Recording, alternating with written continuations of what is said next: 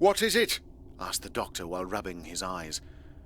And as he was on the point of working the switch, I restrained his arm and whispered these words into his ear. There, look! He stuck his face to the pane of repulsite and remained as impassive as a fakir. "That is curious," he said finally. Then after a moment, "Have no doubt, my dear friend, we deal with deer. Those luminous points, they are eyes. I can distinguish them from the black forms which slide along the ground." Hardly had he completed those words when there rose a chorus of dull growls, then a furious din. Perhaps the monsters had heard the sound of our voices. Now we guessed that they glided towards us. "I will try to move away from them," said Dr. Omega, very calm as usual. He turned the ebony lever which connected the large bulb of our forward headlight. A flood of light flooded the plain. Thrown into a panic, the animals which surrounded us, enormous black panthers with flat heads and gleaming fangs, began to leap wildly, describing fantastic curves, charging, diving, turning desperately, and then they disappeared in the grass, the prey of an insane terror. Soon a great silence reigned on the plain as the beasts regained their dens. I was of the opinion to start the engine and get us back on our road, but the doctor opposed it. "It is useful to face new dangers. You saw with what facility we moved away from these animals. We do not have to fear their visit again. Besides, if they returned, we would receive them with some of our detonators." And the scientist struck me on the shoulder while saying, "Sleep a little, Mr. Burrell. I will take the next watch." Please believe me that he did not have to repeat this invitation. In less time than it takes to write it, I had thrown myself on the couch which the doctor had just left, and I was not long in dropping into a heavy sleep, because my emotions had broken me down. When I reopened my eyes, I saw that day had risen, and we rolled at a good pace in the middle of an immense plain, as flat as a billiard table. The polar vegetation had given way to another, much more resistant, more vivid, though less enormous. Here, more giant trees, more fantastic eucalypti. There were now meadows of a golden yellow, enamelled with red, green, and blue flowers. Small rivers ran here and there, forming in large marshes, places bordered with odd trees, almost deprived of branches, and whose plain trunks resembled marble columns. A confused murmur, sounds deep and melancholy, rose from the valley. They sounded like complaining moans, and we were not long in being convinced that it was the wind which produced this noise. Around us, very low clouds rolled in enormous white masses like snow, and through the fine fog in which they formed, we saw in the distance a multitude of hills and small mauve valleys on which, in places, were pink and purple colors, green and orange. I was absolutely allured by the spectacle of this unknown nature. Fred himself, who was hardly impressionable in what touched on aesthetics, did not cease to express his ecstasy at the wonders that he discovered. A word, always the same one, returned at every moment to his lips. "It's fairy-like." And in fact, it really was fairy-like. Nothing could equal, I believe, the brilliant splendor of those wild places, the disconcerting majesty of those infinite lonelinesses. The cosmos rolled along in the middle of these enchanted areas, when suddenly the doctor exclaimed, while turning towards us, "Mr. Burrell, Fred, you who have excellent sight, can you tell me what you see over there? One would say it's a troop moving. Are they animals or men?" "Oh, men," I answered, after having thrown my eyes in the direction indicated by the doctor. "Men? I do not believe it. They would be enormous, and you know that in these areas the representatives of mankind are rather miniatures than giants." "By Jove!" Fred, who had taken the binoculars, exclaimed. "In fact, these animals resemble elephants nicely." The doctor boldly continued to advance, and soon our curiosity was satisfied, because a troop of pachyderms took shape a few hundred meters away. When we were not any more than a short distance from them, the Martian giants stopped, surprised, and the doctor, taking an abrupt turn, made the cosmos travel a half-circle. These elephants were monstrous, like colossal mammoths, but what astonished us especially was their colour. They were pink, of a tender pink, only their ears and their tails were black. They carried tusks bent in the shape of hooks, and their front legs appeared appreciably longer than those behind. They undoubtedly took the cosmos for an animal, because they precipitated on it while making a lugubrious cry which was not a trumpeting, but rather a kind of whir rather similar to that which seals make when they return to the surface after a long dive. "These animals should not be quite so terrible," said Fred. "Perhaps, but it is more advisable to avoid them. To run into them just to make sure of their resistance would be to run the risk of damaging our vehicle, and a breakdown would not be anything pleasant around here. Although they are marvellous, agreed." Soon the pachyderms were no longer in our eyes a little pink line, but a line which promptly subsided and melted on the horizon. Heat started to be felt.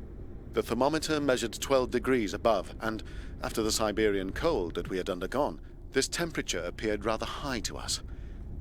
The plain curved now, and a mountain appeared to our right. The grass of the jungle had changed colour.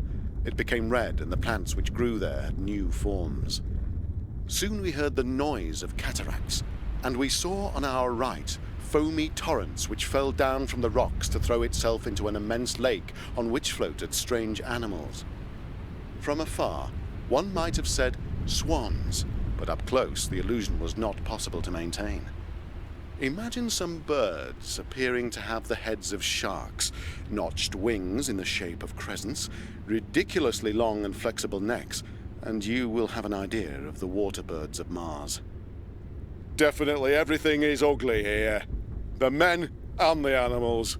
And look," he added, indicating with a finger an enormous tree. "See the ugly birds that swarm here." "Birds? Never. You notice they have hands and feet." "It is true," I said, opening my eyes wide. "They even have human heads." "They are human bats. Enormous vampires." "Vampires?" exclaimed Fred, moving back in fright. "Yes," the scientist continued, after having stopped the vehicle to examine these odd animals. Their reddish body, strewn with white hairs, had a compact ovoid form. Their broad, rounded thorax was an anchor for powerful muscles. The hands of these horrible animals were furnished with violet membranes, which, deployed, formed very long triangular wings. As for the head, one could hardly imagine anything more hideous, more alarming. It was round and lustrous like old ivory. Their faces of a steel blue were decorated with two glaucous eyes, which were covered with a translucent lid so they looked glassy. Their mouths resembled a bloody wound. They continually waved a sort of sting that was their forked tongue, and at times sharp fangs appeared between the open wounds of their jaws. Although I was safe from their attacks, I could not look at these human bats without shivering. They were something repugnant and wild, and today I often see them in my sleep. At one time, 2 of these bats came to sit on the cosmos, and we heard them crawling on the hull of the vehicle. The doctor, who had never left the porthole, exclaimed suddenly, "Oh, see those huts? They are rather curious. What a pretty work!" Indeed, among the trees, covering a few meters of earth, were a kind of hives. They were the colour of ochre, and suspended by means of tangled-up lianas. They were the residence of the bats. One might have said nacelles covered with domes. The walls were coated with a yellowish gum, and the opening which was used as a door took the shape of an ogival window, nicely worked. The Martian bats were, no doubt, the intelligent beings, artists to the end of their membranes. "We approach an intellectual centre," said Dr. Omega. "The gnomes which we met on the shore on our arrival were imperfect beings, uncultivated. Those are remarkable from all points of view." "Even their ugliness," I exclaimed. "This I grant you, I grant you. But it is impossible not to feel for these monsters real admiration. And there is something you certainly have not noticed, Mr. Burrell." "What's that?" "It is that the membranes which made us take these Martians for bats are quite simply artificial." For once, I could not repress a noisy burst of laughter. The doctor made an unperceivable movement of his shoulders and continued. Yes, perfectly artificial, I say. See over there, close to this hive? And with a finger, he indicated a bat dwelling to me. He told the truth. I saw two Martians adjust with their thin hands the membranes which were used by them as wings. Thus these foul beings, with their repulsive bony heads, had solved the problem of aviation. They had found the means of flying like birds. Further, I saw more delicate monsters, women bats undoubtedly, using flat lianas that resembled kelp to make long bands of an odd fabric, which they then cut out in equal triangles. Obviously, these labouring females were preparing wings for their Icaruses. We are already in a civilized area, I said to the doctor. I realized that a long time ago. You? Yeah? What is there extraordinary about that? As dumb as I am, I noticed that these unpleasant bats had manners. How shall I say? Human manners, yeah. These individuals have a way of looking at you which is not ordinary. The underwater man had that air of an idiot, you know. The small Martians of the coast were cretins. These are crafty beggars, and the proof of it is that they smoke pipes like you and me. It was true. We noticed that 2 or 3 bats, sitting on the front of their hives, drew puffs of smoke from a kind of bent pipe, which they carried to their lips with obvious satisfaction. I would be curious to know what tobacco these coconuts smoke. But soon, a cloud of these things fluttered around us, uttering cries which I can compare only with those of the peacock. Let us go on our way. It is not advisable to remain in the middle of these savages. Fred started the engine, and the car shook. It hardly moved, however. It seemed that something invisible retained it. I threw a glance out of the rear porthole, and could not restrain a cry of horror. The ground on which we sat was covered with large black snakes, which rolled and twisted in dreadful convulsions. There were hundreds of them, thousands, and the doctor was obliged to put the car into 4th gear in order to cross this carpet of reptiles as fast as possible. When, finally, we had found a less dangerous ground, the scientist slowed down the pace and, turning to us, Well, do you understand now why the Martians we have just seen were obliged to manufacture these wings?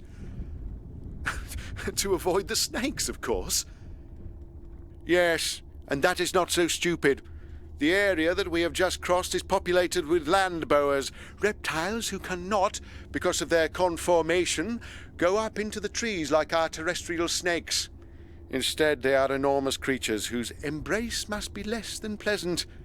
To avoid the fatal caresses of these hideous enemies, the Martians made wings and built their houses in their trees. We approach the center of Martian civilization, concluded the doctor sententiously. This remark, which did not seem a very logical one, plunged me into an abyss of reflections. Hitherto, we had been able to triumph over the inhabitants of this unknown planet, but what did the future hold for us? By a natural association of ideas, I came to the conclusion that since some Martians had the ingenuity to make wings, we would probably arrive in an area still more civilized, more educated, where wings might be replaced by devices that might be more powerful and lethal. It was obvious, according to what we had just seen, that these unknown regions concealed beings quite gifted as to the amount of their intelligence. And I could not repress a light shiver while thinking that. Soon, perhaps, all the science, all the force which we had brought from the Earth might do us no good. The cosmos rolled on. Now we had the very clear feeling that we were approaching a city. Indeed, the plain was not uncultivated, unlike that which we had been crossing. Here and there, one saw symmetrically aligned plots of ground of different colors. Here there were yellowish bands, there red rectangles, further on, mauve and blue squares, orange or fiery russet red. It was certain that it was not a whim of the nature which had distributed these colors and laid out these geometrical divisions. Only the hand of man could do such work. However, what astonished us was not to see any living beings. And a curious thing it seemed to us that at times one saw the distant ground being agitated, rise and fall down again as if an enormous plough had upset it with extraordinary force. While looking, we realized that there was in the plain some very low carriages which moved in parallel about 50 fathoms from one another. We saw no human beings on these vehicles, but they must have been actuated by Martians to judge by the curves which they followed. These were ploughs, no doubt, but by what clever mechanism were they driven? What I predicted has been proven. On this planet, where the physical ability of the inhabitants is weak, it is machines which replace their arms. Everything here is done automatically. This is really very curious, yes. Very curious. And I am impatient to see the centre of activity of these unknown people. While the scientist spoke, I remained stuck to the window pane of the cosmos. I observed with a curiosity mixed with much anxiety the multicoloured vistas which extended in front of us. The daylight dimmed slowly. Suddenly, I uttered an exclamation of surprise.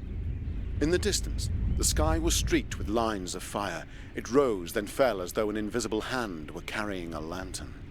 Sometimes these small gleams took a greenish colour. Sometimes they had the sudden glare of lightning. I believed at first that we had arrived before a mountain on which human beings were waving hand lanterns. But while looking very attentively, I was not long in realizing that we had no obstacle in front of us. Moreover, I saw other gleams very far away on the plain. "You wonder from where these lights come," the doctor said to me while smiling. "Goodness, yes. Look at how they rise, drop, spin to the right, then suddenly follow curves. It is true. Doesn't that indicate anything to you?"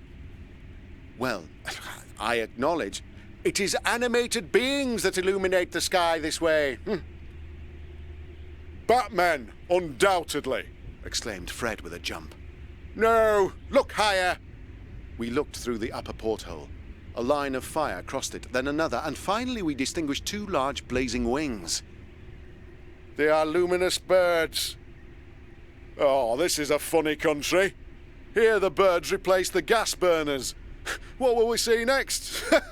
"They are really marvellous. I can't say I regret my voyage." But my attention was now drawn to another spectacle. In the distance, I saw large bluish flames which rose towards the sky and fell down abruptly, only to rise again. They looked like the jets of luminous fountains. A noise, faint, indefinite, lugubrious, reached us through the envelope of the cosmos. I opened a porthole, and I was sure I could distinguish the blows of hammers on anvils. "What do you think of that, Doctor?" "My dear friend, it is very simple. We are probably near a big city, an industrial town. Don't you believe that it would be advisable to stop here?" "Perhaps." We were approximately a mile from the luminous flames which continued to rise and fall with a surprising regularity. The noise of the hammers, or what we took for hammers, was deafening. God, what a din! Even the Cyclops did not strike an anvil more vigorously. The night was now complete, and the beating continued. "But they are mad, these individuals. They do not seem to want to cease their work." "Indeed. They are not for the 8-hour day, are they?" We were on the point of taking some food, and the table had already been lowered from the wall of the cosmos, when suddenly a violent jolt threw us onto one another. At the same time, the ground started to tremble, and tongues of fire spouted within a few meters of us.